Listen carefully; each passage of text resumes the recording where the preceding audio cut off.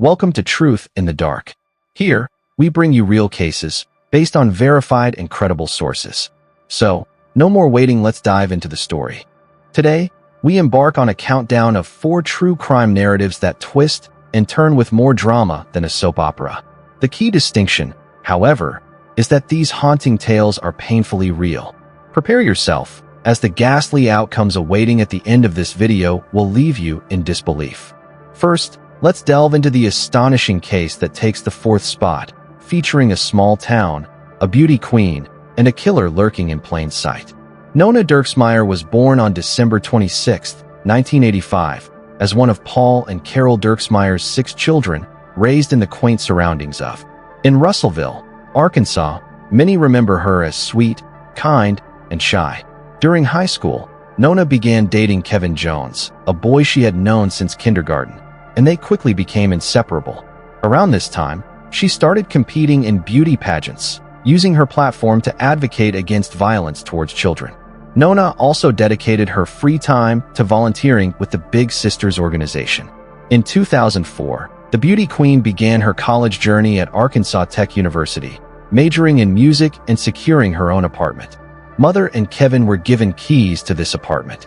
Kevin enrolled at the University of Arkansas, about 90 minutes away, but the couple maintained their relationship. On December 14, 2005, Kevin returned home for Christmas break to visit Nona, and they discussed their plans for the following day. Nona had a couple of finals to finish at school and was expected to meet with her little sister. Kevin planned to accompany his mother, Janice, to a school holiday dinner in the evening. The next morning, Kevin received a text message from Nona reading, "Good morning, Cuddle Muffin. I love you and hope you have a fantastic day." Naturally, he expected to hear from Nona again once her exams were over, but she never reached out. After nearly 5 years together, this struck Kevin as odd since she typically replied immediately.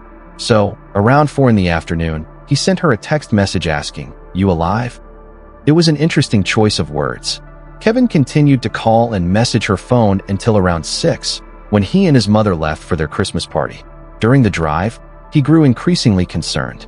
Feeling uneasy, Kevin reached out to a friend who was delivering pizza nearby. He asked him to swing by Nona's apartment to check if her car was parked outside. The friend returned with the news that her car was indeed there and the lights upstairs were on.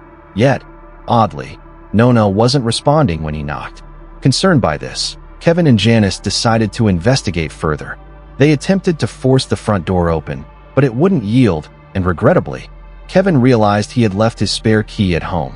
They hurried to the sliding glass door at the back, which Nona typically secured with a burglar bar, but on this night, it was oddly absent. Kevin pried open the sliding door and stepped inside, spotting blood on the Venetian blinds as he made his way to the living room. There, he found Nona lying face down in a pool of her own blood, clad only in a small pair of white socks. Without a moment's hesitation, Kevin rushed to her side and embraced her lifeless form.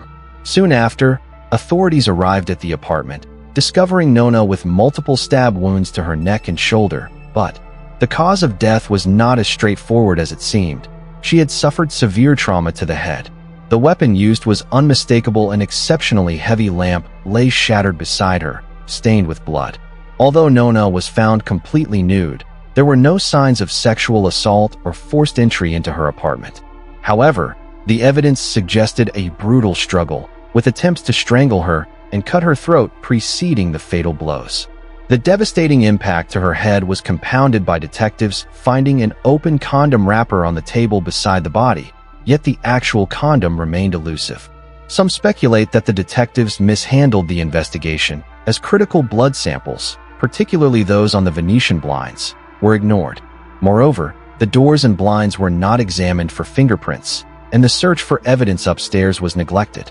It soon became clear that the police had already zeroed in on a primary suspect for this atrocious act. Any guesses?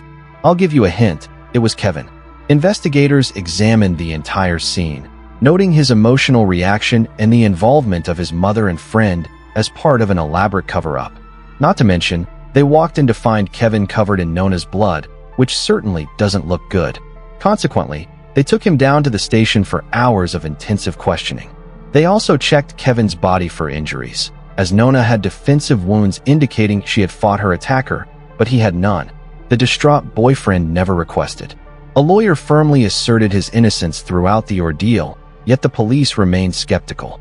Nevertheless, investigators recognized the necessity of scrutinizing everyone within Nona's circle, beginning with her other romantic interests. Yes, you heard that correctly. Unbeknownst to Kevin, his high school sweetheart had been casually involved with other men, a common consequence of numerous long-distance relationships. The police also examined anyone in the vicinity who might have interacted with the captivating young woman. Ultimately, when all potential suspects were eliminated, the investigation took a new turn. Attention turned once again to Kevin, who was now seen as having a clear motive for Nona's murder. Eager to prove his innocence, Kevin went to the Russellville Police Department on the night before Nona's funeral.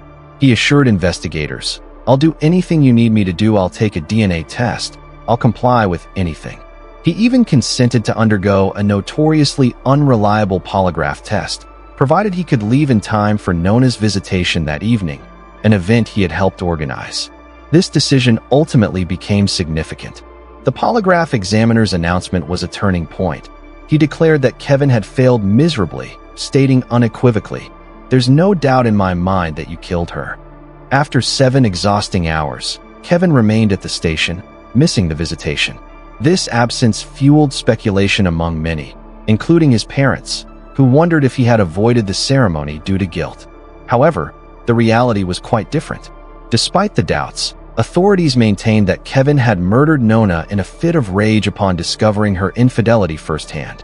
They even held a press conference to announce that all potential suspects had been cleared, but we all know how quickly news spreads in a small town. Further testing revealed Kevin's fingerprint and blood on the light bulb next to the body, leading to his arrest on March 31, 2006, and subsequent charges of murder. Kevin's legal team raised questions about the condom wrapper, which had been tested for fingerprints but not for DNA. As luck would have it, some DNA was found, and it didn't belong to Kevin. It was traced back to an unknown male. This situation didn't quite serve as a decisive blow for the defense, as the jury had 2 perspectives to consider regarding the evidence. On one hand, it originated from an unknown individual, while on the other, it aligned seamlessly with the prosecution's narrative that Kevin had been involved in deceit. The arguments between the prosecution and defense were intense, yet the crux of the case revolved around that light bulb. Prosecutors asserted that Kevin left the print after fatally attacking Nona, whereas his defense argued that he had no recollection of even coming into contact with the bulb.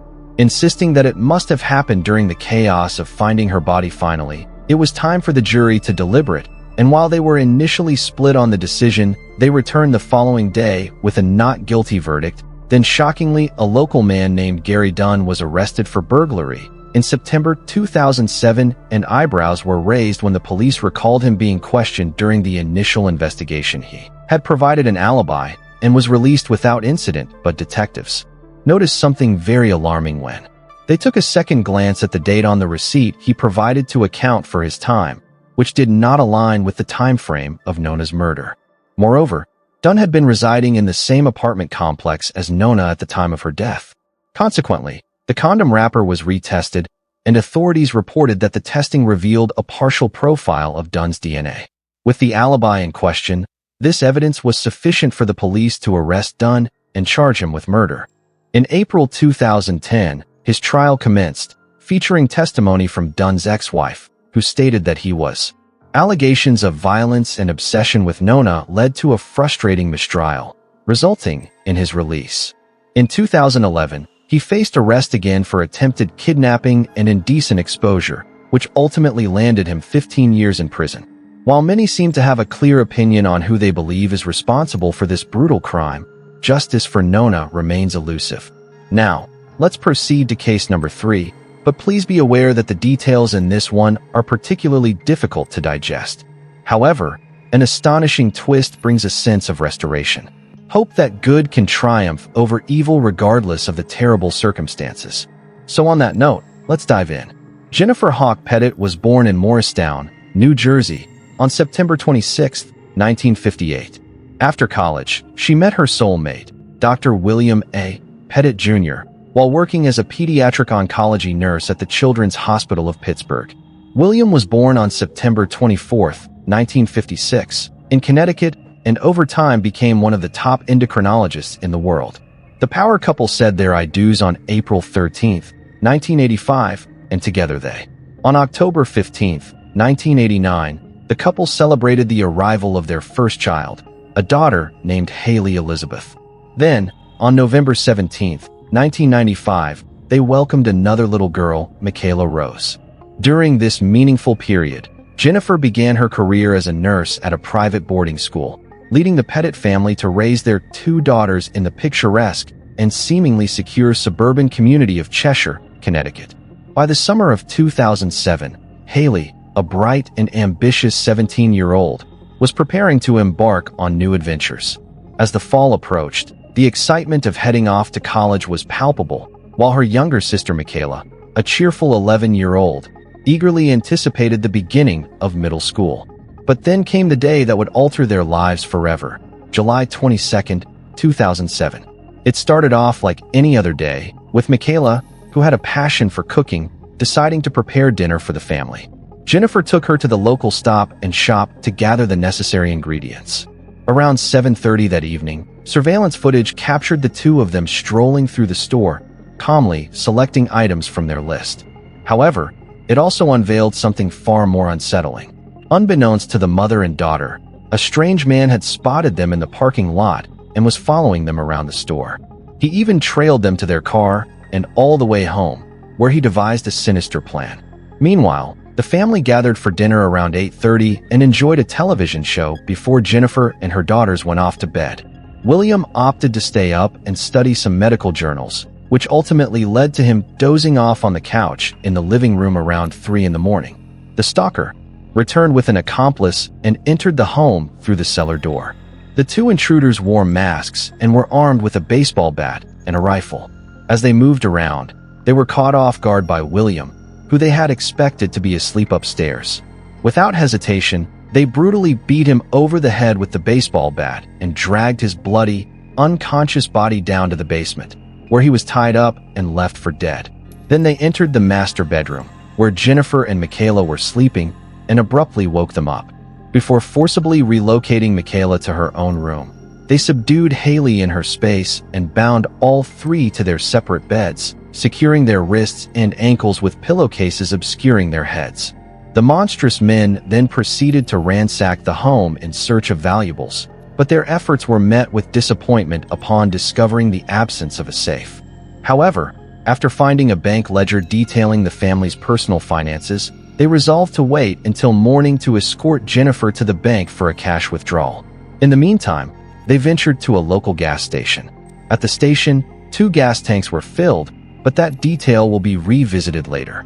The masked men returned to the Pettit home, checking on their captives. They allowed Michaela a sip of water and untied Haley so she could use the restroom.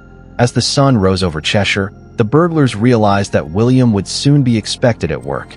They compelled Jennifer to call in sick for him, and she complied. In a tense moment of connection with the outside world, his coworker wished her husband a speedy recovery, ending the call without a hint of concern. At around 9 in the morning, one of the intruders took Jennifer to the bank while the other remained vigilant at her home. She was given strict orders to remain silent and not to reveal anything, or else her daughters would be killed. Convinced that their motives were financial, Jennifer believed that complying with their demands would lead to their departure and ensure her family's safety. Despite her fear, she boldly jotted down a note on the deposit slip, conveying her desperate situation to the bank teller. She indicated that she needed to make a withdrawal. $15,000 in cash was urgently needed because her family was being held hostage. She implored them not to contact the police, fearing for their lives. Naturally, when someone attempts to withdraw such a large sum without the necessary documentation, the bank manager must intervene. Despite Jennifer's desperate warning, she called 911, stating, "We have a lady in our bank right now who claims her husband and children are being held at their home." The bank official watched in horror as Jennifer exited the bank and got into a car with. A hooded man chose to head straight to the Pettit home. Police rushed to the bank, missing Jennifer and her captor by just 2 agonizing minutes. They made this choice based on a fleeting belief that Jennifer may have been complicit in some sort of bank scheme. Eventually, it was determined that the family was in serious trouble, so a SWAT team was called and authorities arrived at the home a few minutes after Jennifer. Unfortunately, they couldn't act fast enough as the intruders had already doused the home in gasoline and before. The entire house was engulfed in flames as both men dashed from the front door, leaping into the Pettit's SUV. Their desperate escape was thwarted when they collided with a police car and a roadblock. Fire trucks were forced to stand by until the men were captured, and by then, only charred remains of the home remained. But here comes the twist. Miraculously, William Pettit managed to untie himself with mere seconds to spare and crawled out from the basement, having endured brutal beatings that left him barely recognizable. He could hardly utter a word when his neighbor approached. In a blur, he was whisked away by ambulance, unaware of the fate that had befallen his wife and children. When he finally regained consciousness in the hospital, William was met with the devastating news. Jennifer, Haley, and Michaela were all gone. The two masked assailants, Joshua Komasiewski and Stephen Hayes, confessed to the brutal assault and strangulation of Jennifer. An autopsy further revealed that both daughters succumbed to smoke inhalation, but not before Michaela had suffered a violent attack. Authorities believe that Joshua became fixated on the young girl after seeing her at the grocery store. This tragic incident shook the town, leaving many residents questioning the police's response. Notably, there was a 33-minute interval between Jennifer's departure from the bank and the house igniting. Furthermore, the police chief instructed all units to keep their distance from the residents until he got there, and the SWAT team experienced a delay due to forgetting their bulletproof gear. While it's difficult to determine if altering these actions could have prevented loss of life, the public's outrage in September 2010 is understandable. Stephen's trial commenced, followed by Joshua's the next year. William Pettit provided testimony in both cases, leading to the men's death sentences. However, in 2012, capital punishment was abolished in Connecticut, resulting in their sentences being changed to life without parole.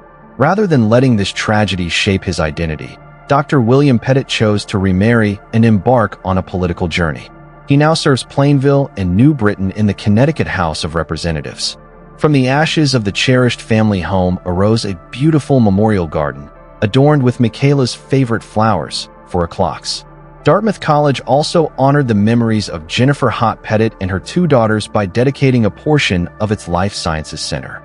It's evident how profoundly this close-knit Connecticut community was affected by these tragic and untimely murders. I understand, it's challenging to recover from such a loss. We have 2 more astonishingly twisted cases to delve into, and trust me, this next one will leave you astounded. Robert Byronbaum and Gail Katz crossed paths in the early 1980s and instantly connected. She was young, beautiful, and driven, juggling various odd jobs in Manhattan while pursuing her studies in psychology. He was a handsome, charismatic, and intelligent surgical resident with a love for cooking, skiing, and flying planes. It appeared to be a perfect match, but lurking beneath the surface was a hidden darkness. Despite this, Robert frequently took his romantic flights, swept her off her feet, leading to marriage in 1982. They settled into a lavish Upper East Side apartment, but it wasn't long before significant red flags appeared.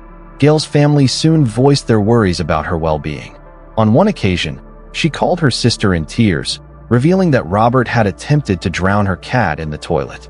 Yet, instead of leaving the toxic relationship, she convinced herself, "I'm smart, I'm loving, my love will cure this. It's going to work out."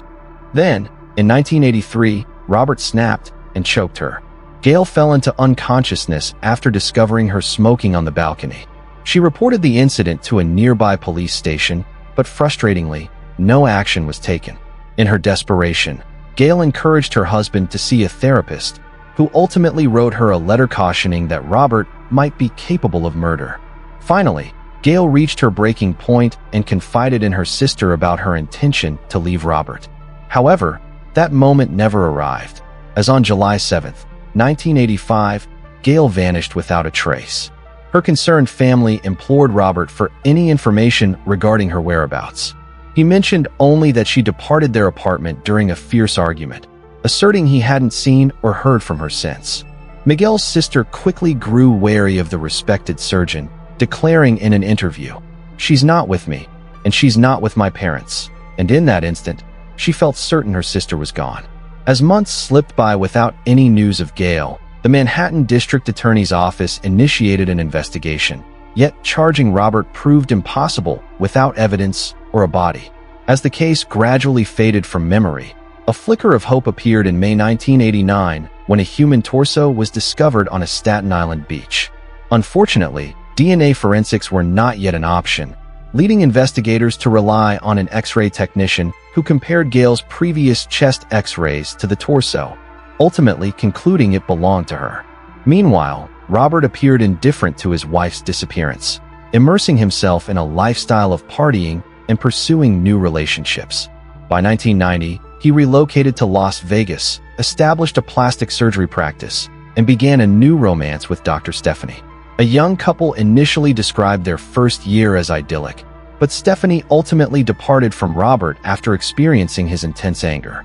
He swiftly moved on, marrying a gynecologist named Janet in 1996. The couple settled in North Dakota, welcoming a baby girl into their lives. Robert gained local fame after heroically saving a young boy at the state fair.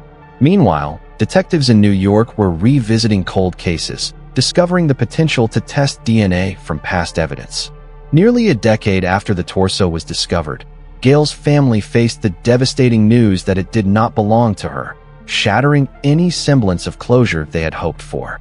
In their relentless pursuit of the truth, investigators revisited interviews with those connected to Robert. One particular statement caught their attention. A former girlfriend from New York recounted a moment when she was with Robert as he received a call from the Port Authority police, suggesting they might have found Gail. After the call, he darkly remarked, "I doubt it's Gail." Moreover, the lead detective on the case stumbled upon a startling clue that would elevate this investigation to unprecedented levels. He discovered that the doctor had rented a plane from the New Jersey airport on the very day Gail went missing.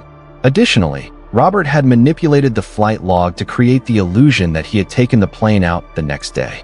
At last, the pieces of this intricate puzzle were beginning to align, allowing investigators to advance their case against Robert 15 years after Gail's disappearance. A grand jury indicted Robert on charges of second-degree murder, and finally, the case proceeded to trial. However, with only circumstantial evidence at hand, securing a conviction would prove challenging. The jury harbored doubts about Robert's ability to have flown the plane while simultaneously disposing of a body. Nevertheless, the prosecutors meticulously recreated and recorded this scenario, illustrating that it was indeed feasible. Remarkably, their efforts paid off, despite the defense's attempts to attribute Gil's disappearance to other factors. Due to issues related to mental instability and substance abuse, Robert was convicted of second-degree murder on October 24, 2000. The cold-blooded yet charming murderer received a sentence of 20 years to life in prison and has made numerous attempts over the years to overturn his conviction, thankfully without success. However, after decades of insisting on his innocence from within the prison walls, Robert dropped a shocking revelation during a parole hearing in December 2020. He astonished everyone when he ultimately confessed, declaring, "I wanted her to. Cease your shouting at me. I confronted her," and he subsequently claimed to have strangled Gail, then described a horrific scene. Detectives have revealed their belief that Robert employed his surgical expertise, meticulously dismembering the body before renting a plane to dispose of it somewhere between Montauk Point, New York, and Cape May, New Jersey.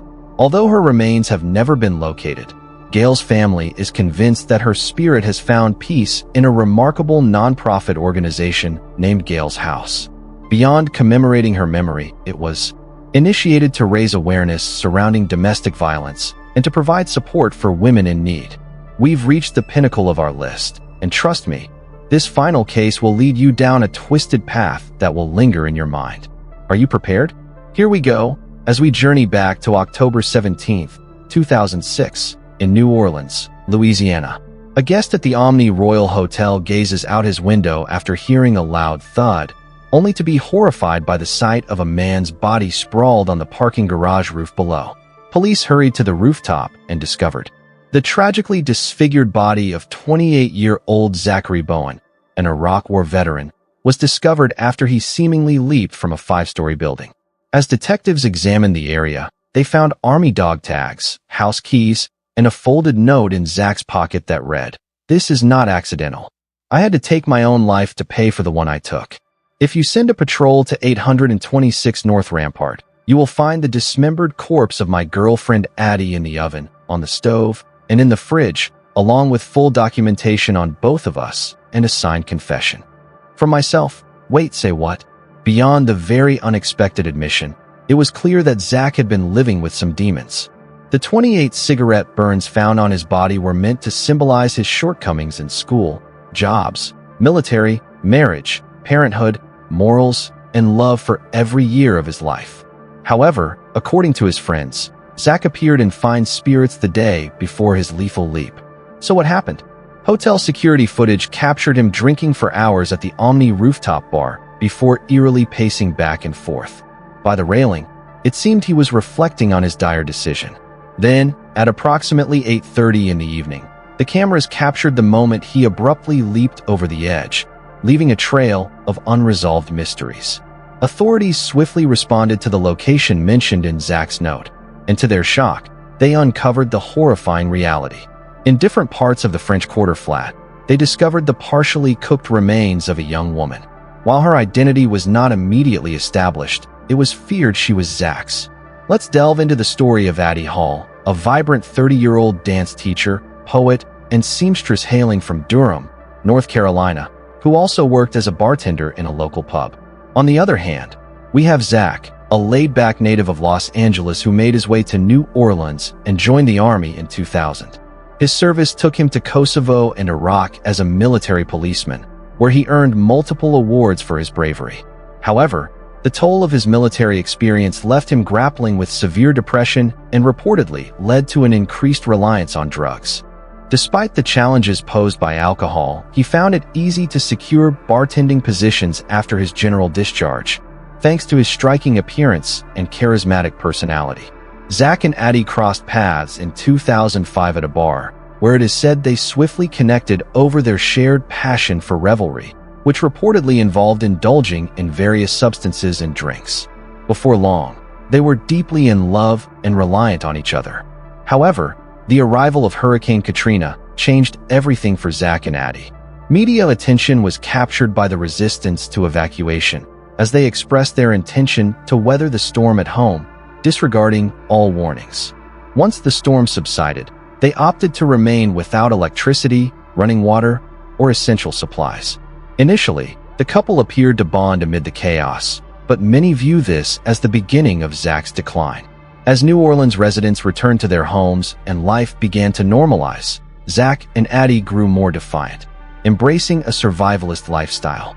A carefree lifestyle devoid of responsibilities eventually spiraled into chaos, leading to intense conflicts. The tumultuous relationship was marked by both physical and emotional abuse, prompting several friends to voice their worries about their safety.